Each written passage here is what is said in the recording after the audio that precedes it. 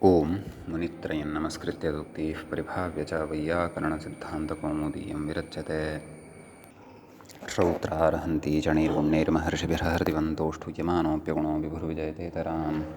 नमस्सर्वेभ्यः श्रोतृभ्यः। अस्माभिः गतपाठे यद्यत् पठितं तद् एकवारं स्मरामः। वयं वैयाकरणसिद्धान्तकौमुदी इत्याख्यस्य ग्रन्थस्य वैदिकीं प्रक्रियां पठन्तः स्मः। अस्याः प्रक्रियायाः अस्माकं क्रमे सप्तमस्य अध्यायस्य प्रथमः पाठः गतपाठः सम्पन्नः अभूत्। अधुना तावत्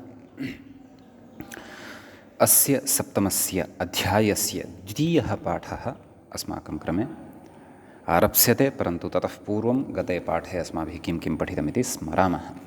तत्रादौ पूर्वं पठिता रुडागमव्यवस्था शीङो रुट् इत्यनेन सूत्रेण सा स्मारिता। शेरत् इत्यादीनि रूपाणि भवन्ति इति अस्माभिः स्मृतं। ततः बहुलं छन्दसि इति रुडागमः स्यात् इत्युक्तं। लोपस्था आत्मनेपदेषु इति लोपः लोपस्था आत्मनेपदेषु इति सूत्रं तु पठनीयम् अस्ति। अद्य एव अग्रे पठिष्यते अस्माभिः। पाक्षिकः तलोपः तेन भवति। धेनवो दुह्रे लोपाभावे घृतं दुह्रते इति भवति इति तत्र उदाहरणद्वयम् अस्माभिः रुडागमयुक्तं दृष्टम्। अदृश्यमस्य अत्रापि रुटः आगमः जातः। अदृश्यम् इति उदाहरणम् अत्र साधितम्। अदृश्यम् अस्य।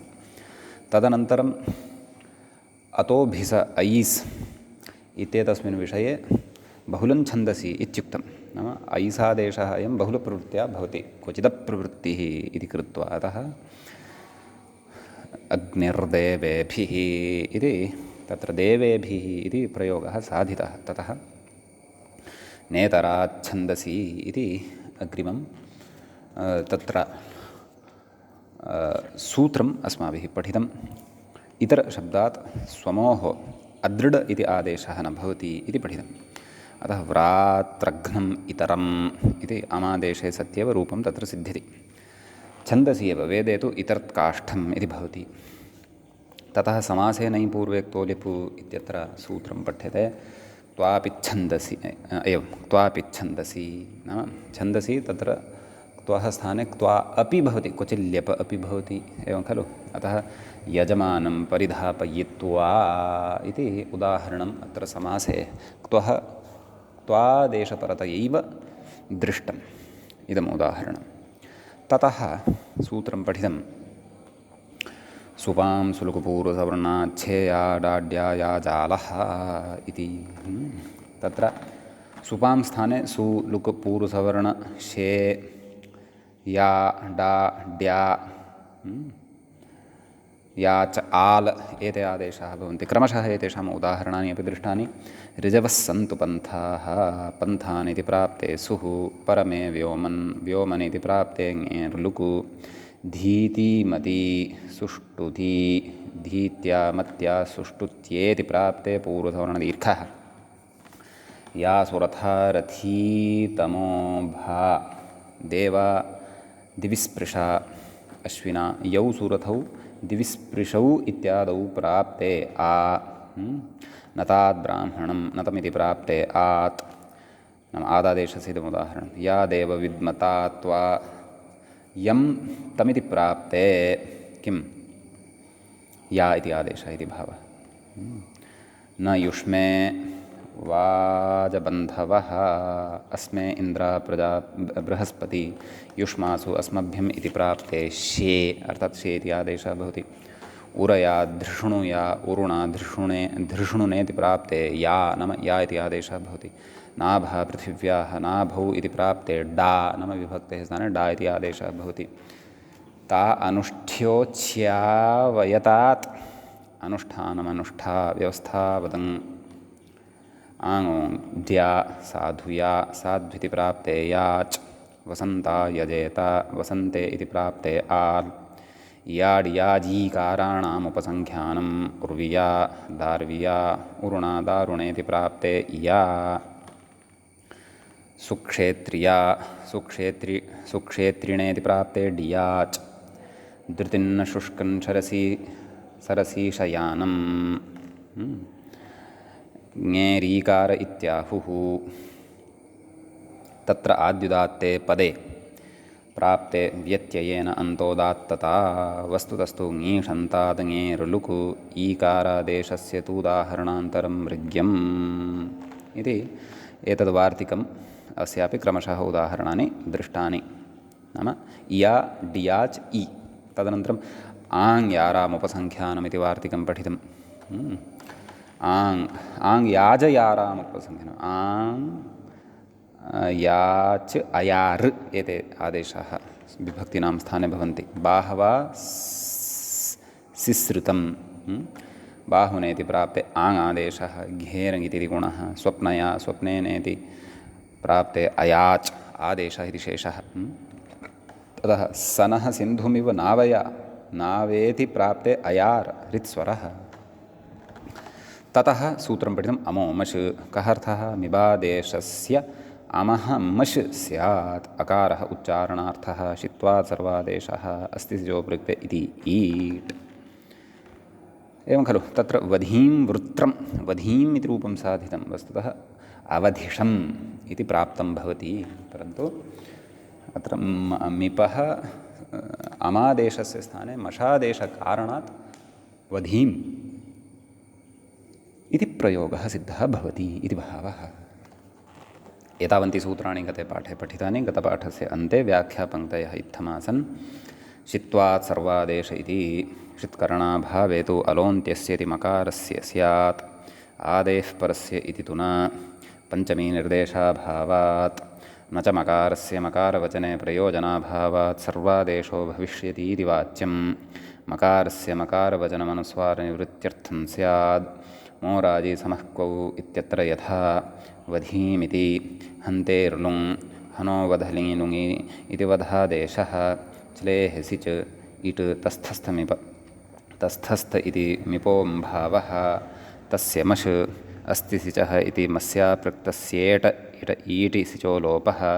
सवर्णदीर्घत्वं बहुलञ्छन्दसि इत्यडभावः इति एतावत्पर्यन्तं व्याख्याभागञ्च वयं गते पाठे अत्र पठितवन्तः इति।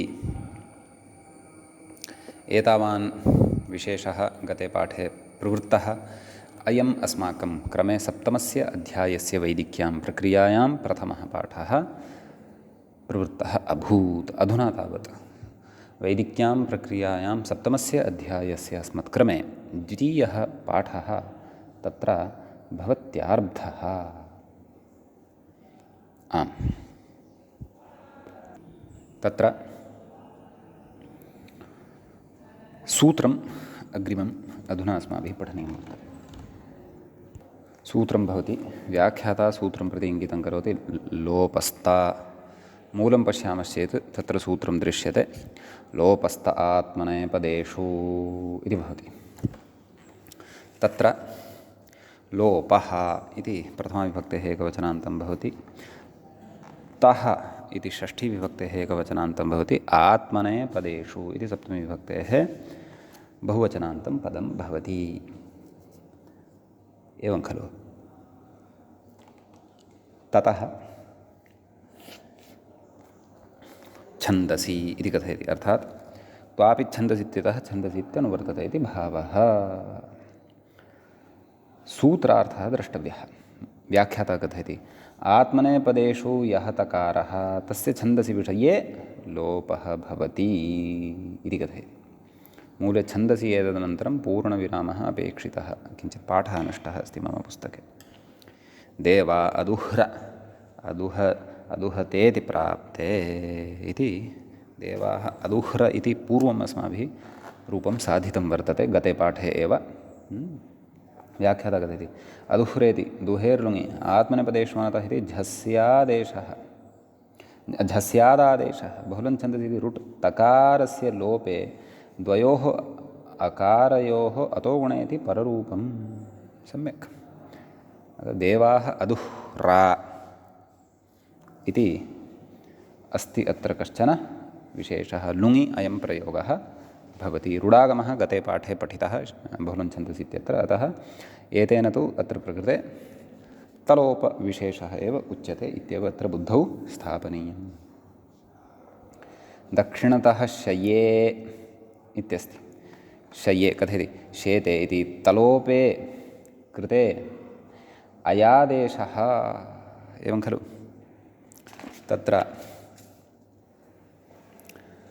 वस्तुतः शीङ् स्वप्ने शी इति धातुः त इति भवति, शप् भवति, शपः लुक् भवति, शीङः सार्वधातुके गुणः इत्यनेन ईकारस्य गुणः भवति शेते। लोपस्थात्मनेपदेषु इत्यनेन सूत्रेण ए इत्यस्य लोपः भवति। तकारस्य लोपः भवति एवं खलु। तकारस्य व्यञ्जनभूतस्य केवलस्य लोपः खलु भवति। तत्र अकारः उच्चारणार्थकः, अतः ए इति तु तथैव तिष्ठति। अतः तत्र शे ए अयादेशः शय ए शये इति रूपं भवति एवं खलु। इति अयं विशेषः। अतएव शेते इत्यत्र तलोपे कृते अयादेशः इति उक्तं। शेते इति प्राप्ते अन्यथा शेते इति स्यात् इति भावः। अग्रे आत्मने इति किं नाम आत्मनेपदेषु इत्युक्तं खलु। उत्सन्दुहन्ति, अत्र आत्मनेपदं नास्ति, परस्मैपदप्रयोगः वर्तते इति कृत्वा तलोपोऽपि न भवति, अन्यथा दुहनि इति किमपि अनिष्टं रूपं भवति स्म इति भावः। सम्यक् इति लोपस्थ आत्मनेपदेषु इति सूत्रगतः विशेषः भवति। अग्रिमं सूत्रम् अधुना पठामः। अग्रे सूत्रं वर्तते ध्वमो ध्वात्।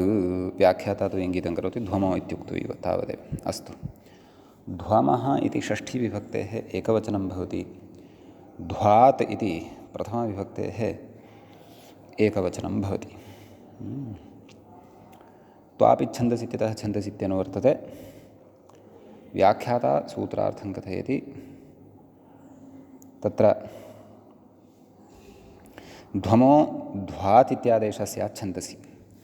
सम्पादकः पादटिप्पण्यां लिखति, अतः पश्यन्तु ध्वमो ध्वात् इत्यादेशः स्यात् छन्दसि इत्यादौ क्वचित् पाठः नाम क्वचित् मूले यथा अत्र अवान्तरे अन्तरे वोष्माणं वारयध्वात् इत्यत्र इति वचनात् पूर्वं सूत्रार्थः अस्ति, परन्तु एषः कथयति अधः स च प्रक्षिप्तः नाम केनचन सः प्रक्षिप्तः वर्तते। वस्तुतः सूत्रार्थः मूले नास्ति इत्येव इति अस्य अभिप्रायः।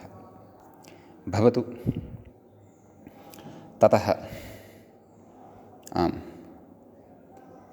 वारयध्वादिति उदाहरणं किमस्ति, मन्त्रांशः अस्ति खलु मूले, कः अन्तरे वोष्माणं वारयध्वात्, तर्हि वारयध्वात् इति खलु साधनीयम् इति चेत् तत्र ध्वमो ध्वात् इति आदेशः भवति। वस्तुतः वारयध्वम् इति भवेत्। सम्यक्। व्रियवर्णे इति धातोः णिच् इति प्रत्ययः वृद्धिः भवति वारि। लोट् तस्य ध्वं शप् इति विकरणप्रत्ययः भवति वारि अध्वं वारयध्वं। धातोः गुणः अयादेशः वारयध्वं। ध्वमो ध्वात् इत्यनेन ध्वात् इति आदेशः भवति वारयध्वात्। तदैव व्याख्याता कथयति व्रियोणिचि लोट्। सम्यक्। इति एतावान् विशेषः अस्मिन् सूत्रे भवति। इदानीम् अग्रिमं सूत्रं पठामः। अग्रिमसूत्रं प्रति व्याख्याता इङ्गितं करोति यज। मूलं पश्यामश्चेत् सूत्रं दृश्यते यजध्वैनमिति च इति अस्ति। तत्र आम् पदच्छेदम् आदौ पश्यामः। यजध्वैनम् इति एकं पदं भवति, प्रथमाविभक्तेः एकवचनान्तं भवति। ततः आम् यजध्वैनमिति च इति अव्ययं भवति। च इति तु च इत्यपि अव्ययमेव भवति। भवतु। त्वापि छन्दसि इत्यतः छन्दसि इति अनुवर्तते। व्याख्याता कथयति एनम् इत्यस्मिन् परे, एनम् इति यदा परतः भवति, ध्वमः ध्वमोऽन्तलोपः निपात्यते, नाम मकारस्य लोपः भवति। यजध्व एनं प्रियमेधाः, तर्हि वृद्धिः भवति यजध्वैनम् इति। तर्हि तत्र यजध्वं किमपि नास्ति, यजधातोः लोट् मध्यमपुरुषस्य बहुवचने तत्र प्रत्ययः भवति ध्वम्, यजध्वम् इति स्यात्, परन्तु निपातनात् तत्र अन्तिमस्य मकारस्य लोपः क्रियते, यजध्व एन इत्यत्र वृद्धिः भवति। व्याख्याता किं कथयति इति पश्यामः। मूले आदौ पश्यामः। मूले किमुक्तम्? अस्तु, आदौ व्याख्यातारमेव पश्यामः। वृत्तिकारस्तु यजध्यैनम् इति पाठं ज्ञात्वा वकारस्य यकारश्च निपात्यतेत्याह तद्दूषयति। वकारस्य यकारो निपात्यते इति वृत्तिकारोक्तिः प्रामादिकी कथयति। लक्ष्ये वकारपाठस्य निर्विवादत्वात् वेदभाष्येऽपि प्रकृतसूत्रस्य मलोपमात्र परतोक्तेश्चेति भावः। अतः काशिकाकारः अत्र भ्रान्तः इति कौमुदीकारः कथयति। अतः प्रकृते यजध्यैनम् इति नास्ति, यजध्वैनम् इति अस्ति इति कथयति। अतः तत्र वकारस्य यकारश्च निपातनम् इति कल्पनं वृत्तिकारस्य न युक्तम् इति अत्र कथितं वर्तते। समीचीनं। ततः आम्, अग्रे किमस्ति? तस्य मध्यमपुरुषबहुवचनस्येति। अस्तु, तत्तु अग्रिमसूत्रं प्रति गतः व्याख्यातः। वयमपि अग्रिमस्य सूत्रस्य आरम्भं कुर्मः। व्याख्यात्रा एतत् सूत्रं प्रति अपि इङ्गितं कृतं वर्तते, तस्य इत्युक्त्वा। मूले पश्यामश्चेत् तस्य तात इति अस्ति सूत्रम्। तस्य इति तच्छब्दस्य षष्ठीविभक्तेः एकवचनान्तं वर्तते। तात इति प्रथमाविभक्तेः एकवचनान्तं वर्तते। यजध्वैनमिति चेति सूत्रात् समनन्तरमेव अग्रिमं सूत्रम् अव्यवहितमिदं सूत्रं भवति। क्वापि छन्दसित्यतः छन्दसित्यनुवर्तते। व्याख्याता कथयति मध्यमपुरुषबहुवचनस्येति। मूले लोटः मध्यमपुरुषबहुवचनस्य स्थाने तात् स्यात्। एवं खलु? मध्यमपुरुषस्य बहुवचनं यद् वर्तते तस्य स्थाने तात् इति भवति, लोटि इति उच्यते। आम्, व्याख्याता कथयति प्रथमपुरुषैकवचनस्य तु न ग्रहणं छन्दसि दृष्टानुविधानात्। अतः मध्यमपुरुषबहुवचनमेव अत्र गृह्यते। आम्, तस्य तात् बहुवचनस्य स्थाने तात् इति आदेशः भवति, परन्तु तस्य इति तच्छब्दस्य नास्ति खलु। सः मया प्रमादः कृतः, तत् किञ्चित् सम्यक् कुर्वन्तु। अत्र त इति एव भवति। तस्थस्थमिपान्तान्तन्तामः इत्यस्य स्थाने त इति यः आदेशः जातः भवति, तस्थस्थमिपान्तान्तन्तामः, अतः सः त अत्र ग्राह्यो वा इति द्रष्टव्यम्। उदाहरणेन स्फुटीभविष्यति। तदेव लोट्लकारस्य मध्यमपुरुषस्य बहुवचने तशब्दः यः आगच्छति तस्य स्थाने तात् इति आदेशः भवति। तावदेव स्पष्टः अस्ति विषयः। उदाहरणं पश्यामः। व्याख्याता कथयति किमुक्तवान्? मध्यमपुरुषैकवचनस्य तु न ग्रहणं छन्दसि दृष्टानुविधानात्। छन्दसि यथा प्रयोगाः दृश्यन्ते तथैव तान् प्रयोगान् दृष्ट्वा निर्णयः क्रियते। पूर्वोत्तराभ्यां बहुवचनाभ्यां साहचर्याच्च। पूर्वोत्तराभ्यां पूर्वं किमस्ति? यजध्वं ध्वम् इति बहुवचने भवति। उत्तरतः किं वर्तते? तप्तनप्तनथनाश्च इति 44 सूत्रमस्ति। पुनश्च 45 सूत्रे तप्त इति तेन तत्र विद्यमानेन त इत्यनेन त इत्येव गृहीतं वर्तते। अतः तद्ग्रहणेनापि प्रकृते तत्र मध्यमपुरुषस्य बहुवचनस्यैव ग्रहणं कर्तव्यम् इति कथयन्नस्ति कः? व्याख्यातः। अस्तु, उदाहरणं पश्यामः। गात्रमस्यानूनं कृणुतात्। प्रयोगः कः साधनीयः? कृणुतात् इति प्रयोगः साधनीयः अस्ति। तर्हि प्रकृते तदेव कृविहिंसाकरणयोश्च व्याख्यातः कथयति। कृविहिंसाकरणयोश्च धिन्वि कृण्व्योर च इति उप्रत्ययः वकारस्य चाकारः। कृवि भवति इदतो नुम् धातु इत्यनेन नुमागमः भवति कृण्व, ततः लोटि मध्यमपुरुषस्य बहुवचने थ इति भवति, तस्य स्थाने तस्थस्थमिपान्तान्तामः इत्यनेन त इति आदेशः भवति। कृण्व ता धृण्वि कृण्व्योर च इत्यनेन उ इति प्रत्ययः भवति। कृ नु अ त। सम्यक्। ततः कथयति इति वकारस्य चाकारः धिन्वि कृण्व्योर च नाम वकारस्य अकार च अलोपः क्षन्तव्यः। अतोलोपः इत्यनेन अलोपः भवति। कृ नु अ त इति जातं खलु, उप्रत्ययः आर्धातुसंज्ञकः भवति, अतः तत्र अतोलोपः अकारस्य लोपः। तस्य तात् तस्थाने तात् इति आदेशः भवति। किमायातं? कृ नु तात् ऋवर्णान्नस्य णत्वं वाच्यमित्यनेन णत्वं भवति कृणुतात् इति रूपं सिद्धं भवति। सम्यक्। तर्हि लोटः तत्र मध्यमपुरुषबहुवचनस्य इदं रूपम् अत्र भवति इत्यस्ति कश्चन विशेषः। आम्, अग्रे किमस्ति? गमयतादिति मूले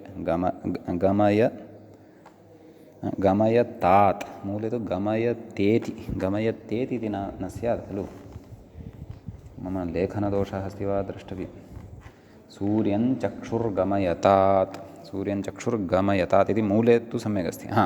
गमयत अस्तु सः तु न गमयत इति तु अर्थपरतया लिखितम् अस्ति। गमयत इति प्राप्ते व्याख्यातः कथयति गमेर्णिच् जनीजृषक्नसुरञ्जोमन्ताश्च इति अमन्तत्वात् मितसंज्ञायां मितां ह्रस्वः लोण्मध्यमपुरुषबहुवचनस्य तादेशः इति भावः। अतः तत्र त आदेशः भवति। त इत्यस्य स्थाने तात् इत्यपि भवति खलु, वा न वा? अतः एव गमयतात् इति सिद्धं भवति इत्यपि अत्र बुद्धौ स्थापनीयं। सम्यक्। ततः अग्रे पश्यामः इति अस्मिन् सूत्रे एतावानेव विशेषः अत्र भवति। अग्रिमं सूत्रं पठामः। अग्रिमसूत्रं प्रति व्याख्याता इङ्गितं करोति। कथयति तप्तनप्ता इति। तत्र मूले पश्यामः चेत् समग्रं सूत्रमित्थं भवति। तप्तनप्तनथनाश्च इति। तत्र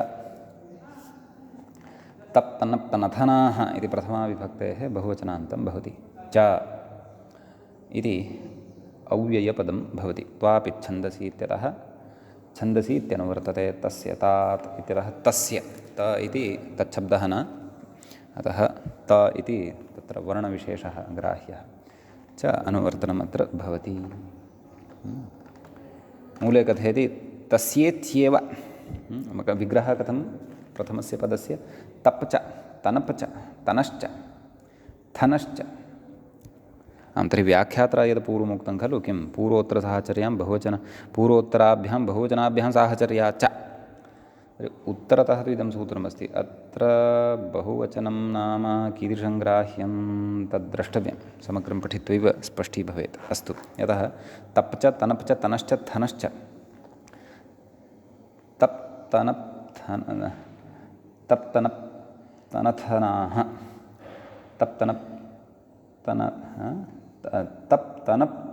तनथनाः इतरेतरयोगद्वन्द्वः। अस्तु, त्वापि छन्दसि। अस्तु, छन्दसि इत्यनुवर्तते। तस्य तात् इत्यतः तस्य इत्युक्तमेव।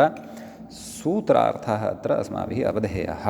तत्र मूले तु तस्य इत्येव व्याख्याता कथयति। तस्य स्थाने एते आदेशाः स्युः, त इत्यस्य स्थाने ते क्रमशः आदेशाः भवन्ति इति भावः। तर्हि क्रमशः रूपाणि प्रकृते साधयामः।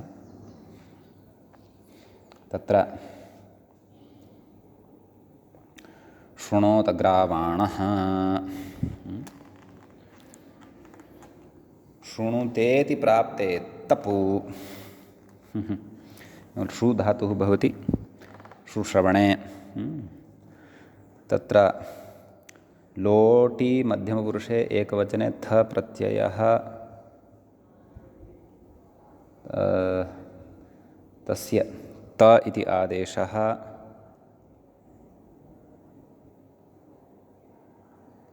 सम्यक्। श्रुवः शुच वनव एतेन तत्र श्नु इति विकरणप्रत्ययः धातोः श्रु इति आदेशश्च भवति। तदेव व्याख्याता कथयति।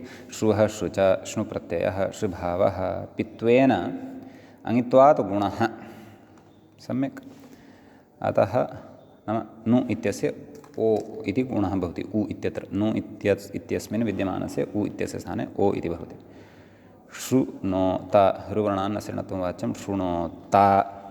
तर्हि प्रकृतसूत्रेण किं? प्रकृतसूत्रेण तु तत्र नाम शृणुत इति आसीत् खलु, त शब्दस्य स्थाने तप् इति आदेशः कृतः शृणुत। इदानीं प्रत्ययादेशः यः अस्ति सः पित् भवति। अतः तदेव उक्तं खलु, पित्वेन अङित्वात् न गुणः। यद्यपि त इत्यस्य स्थाने अयं तप् इति आदेशः कृतश्चेदपि अवशिष्यते तु त एव, परन्तु पित्करणे प्रयोजनम् अस्ति। किं? गुणः यथा भवेत्। पित्सार्वधातुकं ङित्वत् स्यात्, परन्तु अयम् अपित्सार्वधातुकं ङित्वत् स्यात्। किमुक्तं? पित्वेन अङित्वात् गुणः न पित्वेन अपित् सार्वधातुकं ङित्वत् स्यात् इति उच्यते खलु। इदं तु अपितेव नास्ति। अधुना तपादेशानन्तरम् अत्र पित्वम् अस्ति इति कृत्वा प्रकृते गुणः भवत्येव। अतः गुणनिमित्तकः अयम् आदेशः पित् तप् इति भावः इति अत्र अवधानं कर्तव्यम्। अपरः आदेशः भवति तत्र तनप्। तत्र मूले उक्तं खलु शृणुत इति प्राप्ते तप्। अस्तु। सुनोतन पचत ब्रह्मवाहसे दधातन द्रविणं चित्रमस्मे तनप् मरुतस्तज्जुजुष्टुन जुषुध्वमिति प्राप्ते व्यत्ययेन परस्मैपदं श्लुश्च विश्वे देवासो मरुतो यतिष्ठन यत्सङ्ख्याकाः स्थेत्यर्थः यच्छब्दात् छान्दसो डतिः अस्तेः तस्य धनादेशः। अस्तु, वयं क्रमशः गच्छामः। इदानीम् अस्माभिः तनपः उदाहरणं तत्र द्रष्टव्यं वर्तते। तदर्थं तत्र सुनोतन पचत ब्रह्मवाहसे इत्यत्र सुनोतन इति प्रयोगः साधनीयः वर्तते। तत्र श्रूय अभिषवे व्याख्याता कृते श्रूय अभिषवे स्वादिभ्यश्नुः इति तनप् स्वादिभ्यश्नुः त इत्यस्य तनप् एवं खलु। लोटि मध्यमपुरुष एकवचने थ प्रत्ययः ततः त इति आदेशः भवति। स्वादिगणीयः श्नु इति प्रत्ययः भवति सुनुत। तप् तनप् तनथनाश्च इत्यनेन सूत्रेण तनप् इति आदेशः भवति सुनुतन। सम्यक्। अत्रापि पित्करणसामर्थ्यात् नाम ङित्वं न भवति इति कृत्वा गुणः निर्बाधः।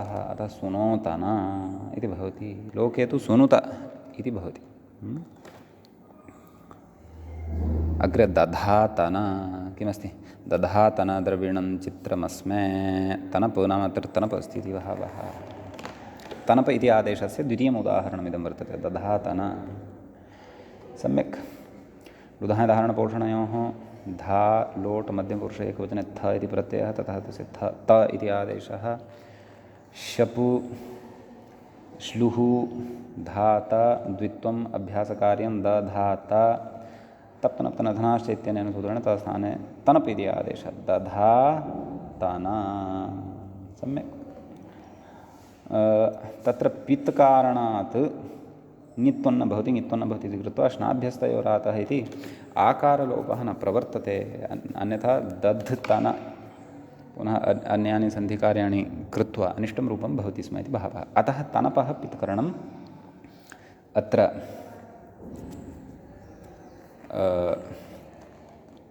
प्रयोजनं भजते सम्यक् इति अस्ति विशेषः धत्ता इति भवेत् यदि अत्र आलोपस्य प्रवृत्तिः स्यात् इति भावः सम्यक् ततः तप् तनप् तन थन तन इत्यस्य उदाहरणमग्रे अस्ति वा इति द्रष्टव्यम् एवं खलु तन इत्यस्यैव उदाहरणं भवति ततः पूर्वं ददहतन इत्यत्र व्याख्याता किं कथयन्नस्ति तत् पश्यामः ददहतनेति अत्राप्यङित्वात् श्नाभ्यस्तयोरातः इत्याकारलोपाभावः अस्तु ततः अग्रिम उदाहरणानि त्यक्तवान् साक्षात् अग्रिमसूत्रं प्रति एव गतः वयं पश्यामः तन इति अस्ति ततः थन इत्यस्यापि उदाहरणं द्रष्टव्यं तन इत्यस्य उदाहरणं पश्यामः मरुतस्तज्जुष्टुष्टन किमस्ति मरुतस्तज्जुजुष्टुना जुषध्वम् इति प्राप्ते व्यत्ययेन परस्मैपदं श्लुश्च इत्युक्तम् आं तर्हि कथम् अत्र जुजुष्टन इति साधनीयं तुदादि तत्र धातुः भवति तुदादिः जुषी प्रीतिसेवनयोः ततः व्यत्ययो बहुलं पदव्यत्ययेन परस्मैपदत्वम् अत्र अवगन्तव्यं लोटि मध्यमपुरुष एकवचने थ ततः तस्य स्थाने तस्थसमीपान्तान्ताम् इत्यनेन त इति प्रत्ययः श इति विकरणप्रत्ययः शप् इति भवति तस्य श्लु इति भवति श्लौ इत्यनेन द्वित्वम् अभ्यासकार्यं हरादिशेषादिकं कृत्वा जुजुषत प्रकृतसूत्रद्वारा त इत्यस्य स्थाने तन इति आदेशः भवति जुजुषतन ततः आम् अत्र एवं जुजुषतन इति अपि सार्वधातुकत्वात् सार्वधातुकमपि तेन ङितोदभावः भवति इति कृत्वा जुजुष् इत्यत्र लघुपदगुणः न भवति अन्यथा जुजोषतन इति भवति स्म अतः जुजुषतन इत्येव भवति ततः ष्टुत्वं भवति जुजुष्टन इति प्रयोगः सिद्धः भवति लोके तु जुषत इत्येव भवति इति भावः अन्तिमः अस्ति थन थनस्य उदाहरणमस्ति किं विश्वे देवासो मरुतो यतिष्ठना सम्यक् यत्सङ्ख्याकाः स्थेत्यर्थः स्थ इत्यर्थः यच्छब्दात् छान्दसः डतिः अस्तेस्तस्य थनादेशः रूपं किं यतिष्ठना इति साधनीयं वर्तते सम्यक् तत्रापि यतिष्ठन इत्यत्र स्थन इति साधनीयं यतिष्ठन एवं खलु अस्तु पश्यामः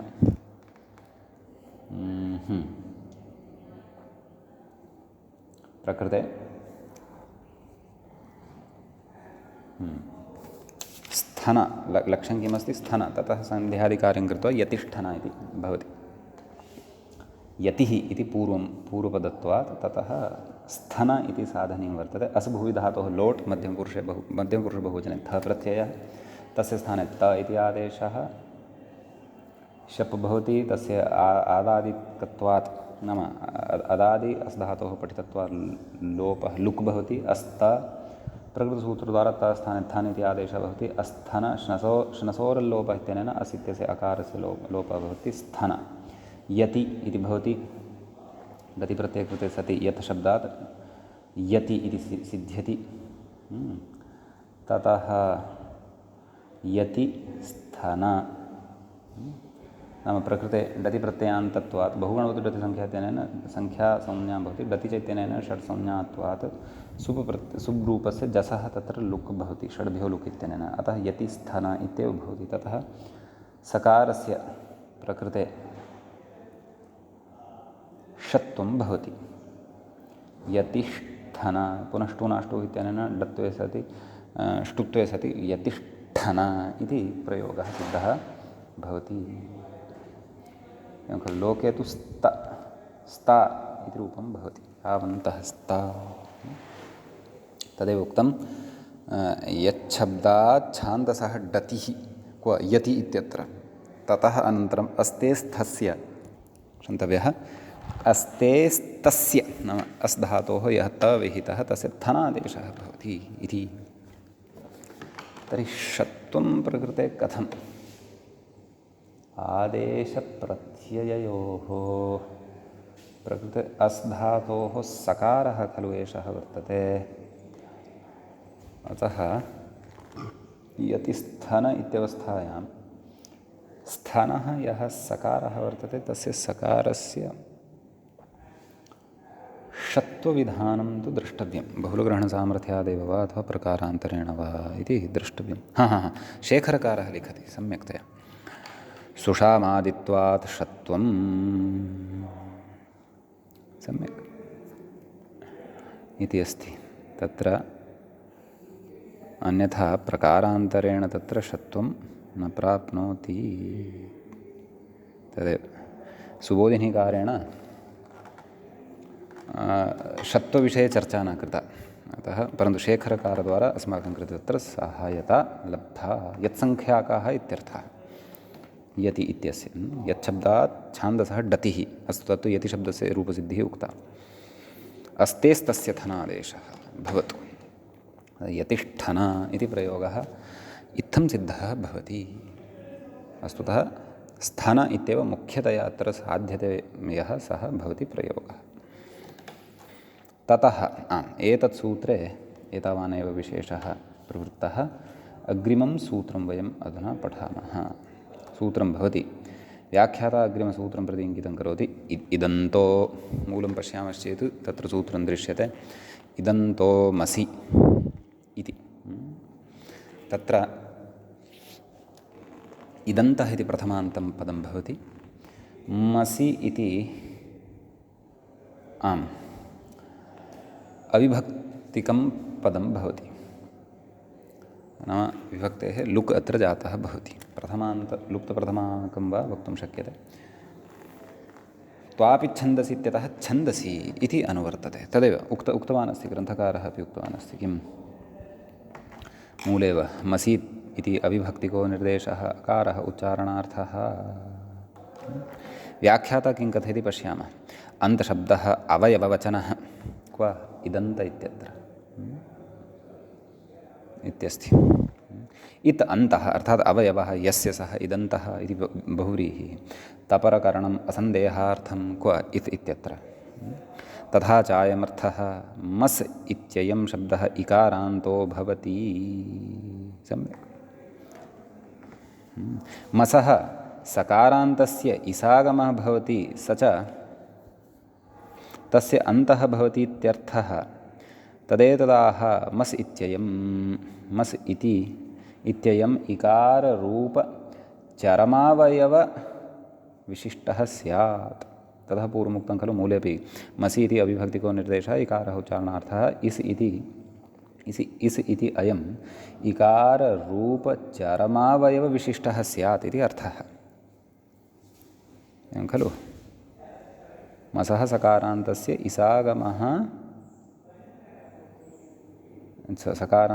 इसागमः भवति, स च तस्य अन्तः भवति इत्यर्थः। मस् इत्ययं कथयति तत्र यदि सकारोपमर्देन इकारान्तत्वम् अभिप्रेतं स्यात् तर्हि मस् इदिति वाच्यं स्यात्। तस्मात् अवस्थिते एव सकारे इकारः उपसञ्जनीयः, योजनीयः इति भावः। अन्तग्रहणाच्च तद्ग्रहणेन गृह्यते। ततश्च टित्वकित्वादेः आगमलिङ्गस्याभावेऽपि अर्थादागमोऽयं सम्पद्यते। तदेतद् ध्वनयन्नाह मस इगागमः स्यात्। मस इगागमः स्यादिति यावत् नाम सरलतया उच्यमानं वर्तते। एवञ्च मसः इगिति वक्तव्यं प्रत्याहारसन्देहप्रसङ्गात् तथा नोक्तम्। अस्तु, अवगतं खलु? नाम प्रकृते मस् इति यः वर्तते खलु प्रत्ययः, तस्य इकारः अन्तावयवः भवति। मस् इत्यस्य इक् इति आगमः जायते, कस्यचित् स्थाने आगत्य न तिष्ठति, मस् एतदनन्तरम् आगत्य तिष्ठति, मस् इ मसि प्रयोगे इतोपि स्फुटता भविष्यति। सम्यक्। नभो भरन्त एमसि, एमसि इत्यस्ति। आं, तर्हि तत्र इणगतौ मस, तस्य इकारः अन्तावयवः, एवं खलु? इमः कथयति त्वमस्माकं तव स्मसि, तर्हि एमसि स्मसि इति रूपद्वयं प्रकृते वर्तते। एमसि इत्यत्र इणधातोः लट् उत्तमपुरुष एकवचने मस् इति आगच्छति, शप् तस्य लुग् भवति, एवं खलु? ईमस् इति भवति, आ इति उपसर्गः योज्यते, आ इ मस् इदन्तो मस् इत्यनेन इगागमः भवति, आ इ मस् गुणः भवति एमस् इ एमसि। सम्यक्। एवमेव स्मसि, स्मः इति भवति खलु, अस् धातुः अत्र भवति। मस् प्रत्ययः श्नसोरलोपः इत्यनेन नकारस्य लोपः, अमस् स् मस् स्मस् प्रकृतसूत्रेण इगागमः अर्थात् इ इति आगत्य तिष्ठति, स्मसि इति जायते। एवं खलु? तदेव कथयति व्याख्याता, स्मसि इति अस्तेर्मस् श्नसोरल्लोपः। तदेव मूले कथयति इमः स्मः इति प्राप्ते।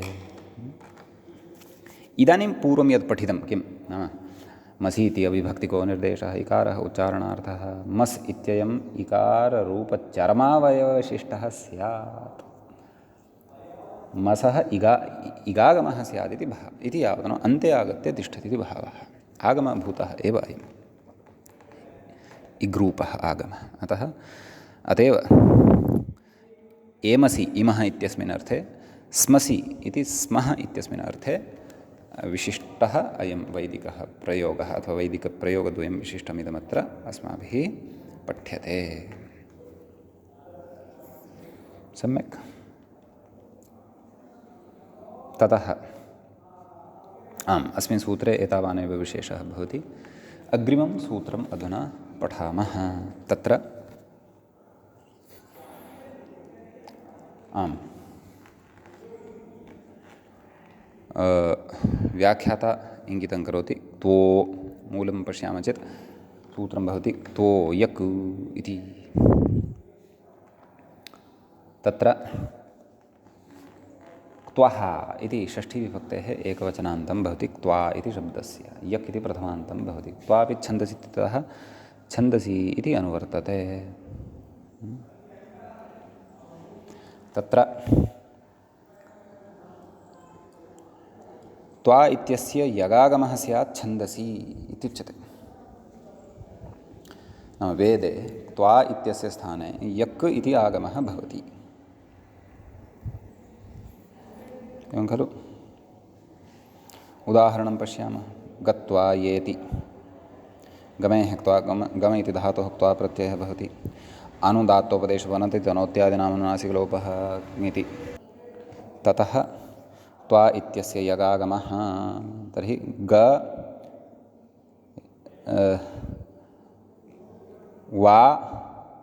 त्वा य, गत्वाय अव्ययमेव भवति इदमपि इति विशेषः भवति। अग्रिमं सूत्रं पश्यामः। तत्र व्याख्याता इङ्गितं करोति इष्ट्वीन, मूले पश्यामश्चेत् इष्ट्वीनमिति च इति दृश्यते सूत्रं। तत्र आम्, इष्ट्वीनम् इति प्रथमाविभक्तेः एकवचनान्तं भवति, इति अव्ययं भवति, च इति अपि अव्ययं भवति। क्त्वापि छन्दसि इत्यतः छन्दसि इति अनुवर्तते। कः अर्थः? व्याख्याता कथयति क्त्वा प्रत्ययस्येति मूले पश्यामः। त्वा प्रत्ययस्य ईनम् अन्तादेशः निपात्यते क्व इष्ट्वीनम् इति प्रयोगे। यजेः परस्य इति शेषः इष्ट्वीनं देवान् एवं खलु। इष्ट्वीनमिति व्याख्याता कथयति यजेः क्त्वा यजधातोः क्त्वा इति भवति यजत्वा वचि स्वपि यजादिनाङ्किति च इति सम्प्रसारणं पूर्वरूपादिकं सर्वं कृत्वा व्रश्च इति षत्वं ष्टुत्वं एवं खलु। आकारस्य ईनम् आदेशः वा न वा षत्वष्टुत्वादिकं कृत्वा इष्ट्वा इति लभ्यते खलु। तर्हि इष्ट्वा इत्यत्र यः आकारः तस्य ईनादेशः इष्ट्व ईन इष्ट्वीनम् ईनादेशः न ईनमादेशः ईनम् इति आदेशः। अतः इष्ट्वीनम् इति तत्र सिद्धं भवति। सम्यक्। ततः मूले उक्तमेव इष्ट्वा इति प्राप्ते एतावानेव विशेषः अस्मिन् सूत्रे भवति। सम्यक्।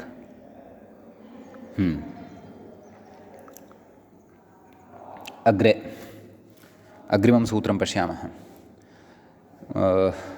मूले सूत्रं दृश्यते स्नात्व्यादयश्च। तत्र स्नात्वी आदिः येषान्ते स्नात्व्यादयः बहुव्रीहिः भवति। च इति अव्ययपदं भवति क्त्वो यक् इत्यस्मात् क्त्वः इति अनुवर्तते। क्त्वापि छन्दसि इत्यतः छन्दसि इति अनुवर्तते। आदिशब्दः प्रकारार्थः आकारस्य ईकारो निपात्यते एवं खलु। स्नात्वी इत्यादयः केचन शब्दाः कश्चन गणः कृतः। तत्र त्वा इत्यस्य आकारस्य स्थाने ईकारः निपातितः भवति इति स्पष्टतया मूले उक्तं वर्तते। स्नात्वी किं स्विन्नः स्नात्वी मलादिवा इति स्नात्वी इति उदाहरणमत्र भवति। तदा पीत्वी सोमस्य वा वृधे स्नात्वा पीत्वा इति प्राप्ते। स्नात्वा इति कः धातुः ष्णा शौचे एवं खलु। शोपदेशः स्नात्वा स्नात्व्यादयश्च इत्यनेन आकारस्य त्वा इत्यस्य आकारस्य ईकारः निपात्यते स्नात्वी। स्विन्नः स्नात्वी मलादिवा एवं खलु। अतः अस्ति प्रत्ययः क्त्वा एव परन्तु ईकारादेशः निपात्यते। सम्यक्। पाधातोः अपि किं पीत्वी सोमस्य वा वृधे व्याख्याता कथयति पीत्वेति पिबतेः क्त्वा घुमास्थागापाजहादिति ईत्वम्। अत्र पीत्वा इति भवति आकारस्य ईत्वं प्रकृतसूत्रेण निपात्यते।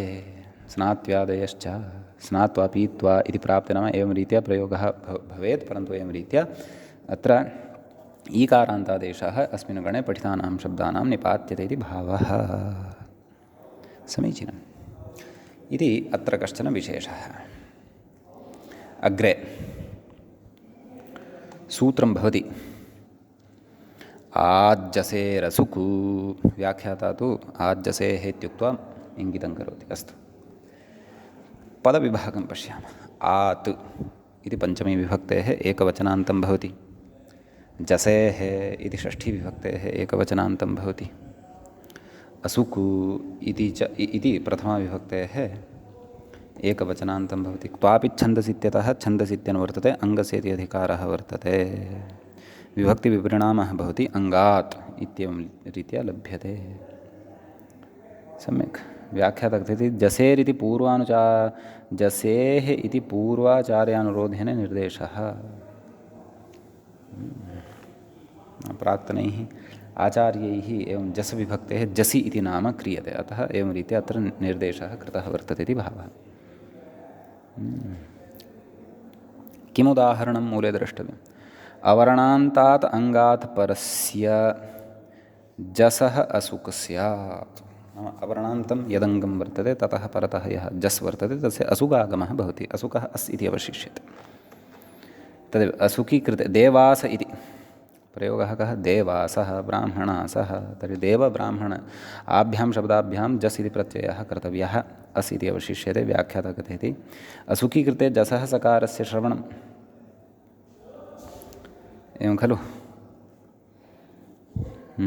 तर्हि प्रकृते देव जस् देव अस् असुक् तस्य अस् अवशिष्यते। देव अस् अस् देवासस्।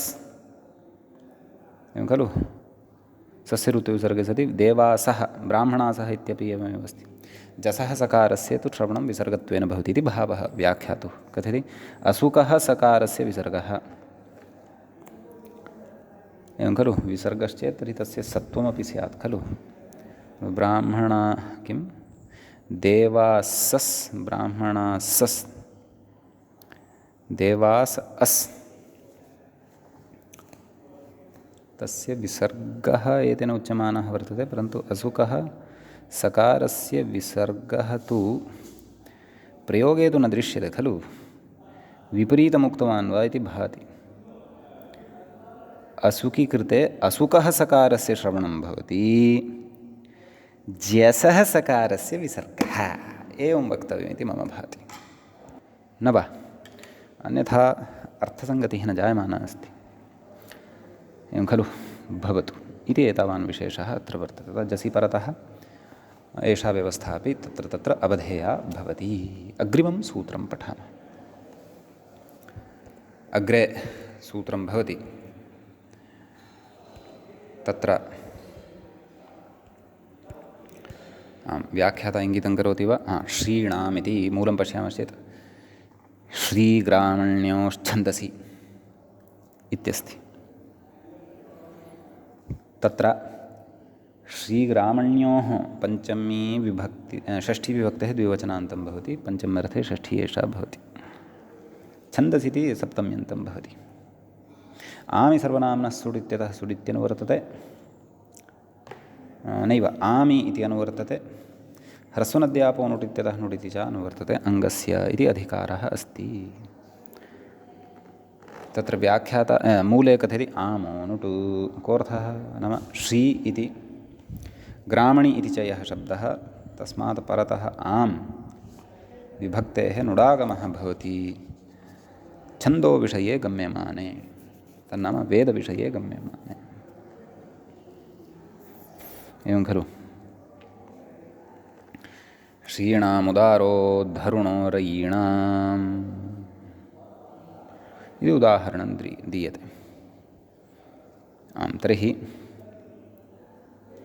आमः नुट् आम् विभक्तेः नुडागमः भवति। ग्रामणि इत्यस्यापि नुडागमः भवति। श्रीणां ग्रामणीनां कः नुडागमे विशेषः पश्यामः। तत्र पश्यामः। नदीत्वा भावयितुं कथयति अस्य वामि इति नदीत्व विकल्पनान् नदीत्वा भावे उदाहरणं बोध्यं। नदीसंज्ञा अभावे इदम् उदाहरणं भवति इति भावः। वामि इत्युक्तं खलु पूर्वं। नदीसंज्ञायाः विकल्पः उक्तः अस्ति खलु। नदीत्वपक्षे तु ह्रस्वनद्यापो नुट् इत्यनेनैव सिद्धं। क्व श्रीणाम् इत्यत्र सूतग्रामणीनां सूताश्च ग्रामण्यश्च इति इतरेतरयोगः अस्तु। तर्हि सूतग्रामणी ततः आम् सूतग्रामणीनां ह्रस्वनद्यापो नुट् ह्रस्वान्तं नास्ति, नद्यन्तत्वं नास्ति, आवन्तत्वमपि नास्ति इति कृत्वा आम् न प्राप्तः इति कृत्वा प्रकृते क्षन्तव्यं नुट् न प्राप्तः इति कृत्वा प्रकृते नुडागमः विधीयते ग्रामणीनाम् इत्यत्र इति विशेषः प्रकृते वर्तते इति। अग्रिमं सूत्रं पठामः। अव्यवहितम् अग्रिमं सूत्रं भवति। व्याख्याता अग्रिमं सूत्रं प्रति इङ्गितं करोति। गोः पा मूलं पश्यामश्चेत् गोः पादान्ते इति दृश्यते सूत्रं। सम्यक्। तत्र गोः इति पञ्चम्यन्तं भवति, पादान्ते इति सप्तम्यन्तं भवति। सप्तमी विभक्तेः एकवचनान्तं भवति।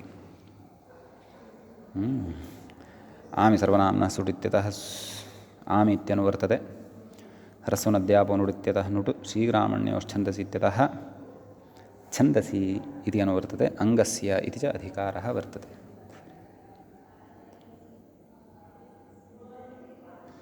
सम्यक्। तत्र व्याख्याता कथयति गो इत्येतस्मात् उत्तरस्य नुडागमः स्यात् पादान्ते। पादश्चेह ऋक्वादः गृह्यते छन्दसीत्यधिकारात्। एवं खलु इति अस्ति। विद्मा हित्वा गोपतिं शूर गोनाम्। एवं खलु इति पश्यन्तु। एवं गवां भवति लोके, परन्तु तत्र नुडागमे सति गोनाम् इति भवति। वेदे अयं विषयः। अपि च पादान्ते इदं वर्तते। पादमध्ये तु इदं न भवति। अतः दलकृत्यमुच्यते। पादान्ते किं गवां शाता पृक्षयामेषु। अतः गवाम् इति तत्र लोके तु भवति इति भावः। पादान्ते क्वचिन्न बहुलग्रहणसामर्थ्यादेव छन्दसि सर्वेषां वैकल्पिकत्वात् विराजं गोपतिं गवाम् इति भावः। क्वचिन्नापि भवति इति भावः। सर्वे विधयश्छन्दसि विकल्प्यन्ते इति न्यायात् प्रसिद्धः सिद्धान्तः सः। एवं बहुलग्रहणसामर्थ्यादेव उत्पद्यते तदपि। अस्तु। ततः आम् अग्रे पश्यामः। अग्रे सूत्रं वर्तते छन्दस्यपि दृश्यते। एवं खलु। तत्र छन्दसि सप्तमीविभक्तेः एकवचनम् अपि इति अव्ययं दृश्यते इति क्रियापदं भवति। अस्थिदधिसख्यक्षणामनुदात्तः इति समग्रं सूत्रमनुवर्तते। नपुंसकस्य झलजः इत्यतः नपुंसकस्य इत्यनुवर्तते। अङ्गस्य इति च अधिकारः प्रकृते वर्तते। तत्र व्याख्याता कथयति छन्दसि च इत्येव सिद्धे अपि दृश्यते इत्येतत् सर्वोपाधिव्यभिचारार्थम् अन्यथा आरम्भसामर्थ्यात् कस्यचिदेव व्यभिचारः सम्भाव्येत इति। टादौ अचि इत्युक्तं हलादावपि भवति इति भावः। टादौ अचि अस्थिसख्यक्षणामनुदात्तः इत्युक्तं खलु। हलादावपि भवति। तच्च इदं तदेव सर्वोपाधिव्यभिचारार्थं नाम तत्र अपि दृश्यते इति अनयोः पदयोः ग्रहणसामर्थ्यात् इत्थं ज्ञायते इति भावः। सम्यक्। अस्तु उदाहरणं पश्यामः। तदेव मूले सूत्रार्थत्वेन उक्तवान् अस्थ्यादीनामनं तावदेव। इन्द्रो दधीचो अस्थभिः। सम्यक्। तर्हि साधनीयः प्रयोगः कः? अस्थभिः। अस्ति इति शब्दः भवति, भिस् प्रत्ययः भवति। अस्ति दधि सख्यक्षणामनुदात्तः इति अन्त्यवर्णस्य इकारस्य अनङादेशः भवति। एवं खलु। एवं तेन न छन्दस्यपि दृश्यते इति खलु अस्थ्यादीनाम् अनङ् इत्यनेन। अतः अस्थन भिस् नलोपप्रातिपदिकान्तस्य अस्थभिस् अस्थभिः इति सिद्ध्यति। व्याख्याता कथयति तदेव। अतएव हलादौ विभक्तौ परतः अयं विशेषः उच्यमानः वर्तते। टादावचि तु भवति स्म एव। व्याख्याता कथयति विभक्तौ इत्युक्तम् अविभक्तावपि भवति। अस्थवन्तं यदनस्था बिभर्ति। अस्थन्वन्तम् अत्र अनङः प्रयोगः अयम्। अस्थन्वन्तं यद्यपि मूले नास्ति। अग्रे कथयति अस्थन्वन्तम् इत्यत्र अस्थिशब्दात् मतुप् अनङीकृतः। अनङीकृते अनः नुडिति मतुपो नुट् अनङो नकारलोपः नाम तदिदम् एतस्य विषये उच्यमानं वर्तते। व्याख्यात्र अस्थन्वन्तः अस्थन्वान् अस्थन्वत् इति शब्दस्य अस्थन्वन्तम् इति द्वितीयान्तं रूपं यद्दर्शितं तद्विषये एव इदमुच्यमानं वर्तते। भवतु अग्रिमं सूत्रं पठनीयं वर्तते। तद् अग्रिमे पाठे पठिष्यामः। अद्यतनपाठः तावत् अत्रैव उपसंह्रियते। मङ्गलं कुर्मः। मुनित्रयं नमस्कृत्य सुक्तिः परिभाव्य च वैयाकरणसिद्धान्तकौमुदीयं विरच्यते। श्रौत्रार्हन्ति च नैर्गुण्यैर्महर्षिभिरहरदिवन्तोऽष्टूयमानोऽप्यगुणो विभुर्विजयतेतराम्। एवञ्च वैदिक्यां प्रक्रियायां सप्तमस्य अध्यायस्य अस्माकं क्रमे द्वितीय एष पाठः सम्पन्नताङ्गतः। नमः सर्वेभ्यः श्रोतृभ्यः भवद्भ्यः।